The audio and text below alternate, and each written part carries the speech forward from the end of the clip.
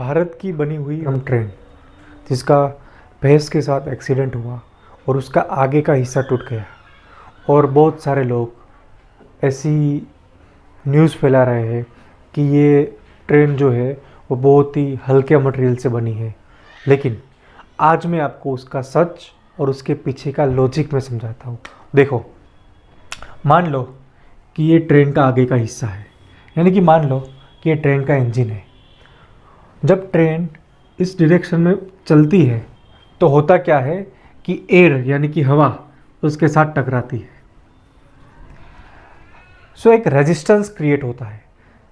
ये रेजिस्टेंस को कम करने के लिए हम क्या करते हैं? रेजिस्टेंस को कम करने के लिए हम लोग ये जो आगे का हिस्सा है ट्रेन का, उसको एक ऐसा शेप दे देते ताकि रेजिस्टेंस कम से कम हो। यानी कि हम कुछ ऐसा कर सकते हैं, यहाँ से ऐसा कुछ शेप दे सकते हैं। ठीक है, अब क्या होगा, सारी एयर जो है वो यहाँ से टकरा के इधर फैल जाएगी। अब देखो, ये आगे का हिस्सा, इतना पोर्शन सिर्फ और सिर्फ एयर को काटने के लिए होता है, यानी कि इसको बोलते हैं एरोडायनेमिक शेप। तो अब सोचो कि ये एरोडायनेमिक शेप देने के लिए हमें क्या कोई हाई स्ट्रेंथ मटेरियल की ज़रूरत है? सोचो, नहीं है। इसीलिए वंदे भारत ट्रेन है, उसमें ये वाला हिस्सा जो है वो आगे का थोड़ा लो स्ट्रेंथ मटेरियल का बनाते हैं। आप सोचो, ये मैं क्या लोहे का बनाऊं? ठीक है, क्योंकि ये इसका फंक्शन, इसका काम सिर्फ और सिर्फ हवा काटने का है। ठीक है, ऐसे इसीलिए जब इसके साथ किसी भी कोई चीज़ टकराती है तो ये वाला हिस्सा टूट जाता है और इसके जगह पे हम लोग इसका नया पार्ट ऐड कर देते हैं। क्यों?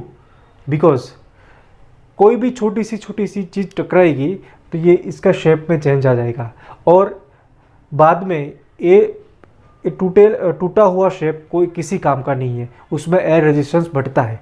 इसीलिए इसको चेंज करना बहुत ही ज़रूरी है। दैट्स वाई ये हिस्सा अभी जो एक्सीडेंट हुआ था, ट्रेन भैंस के साथ टकराई थी और ये हिस्सा टूट गया था।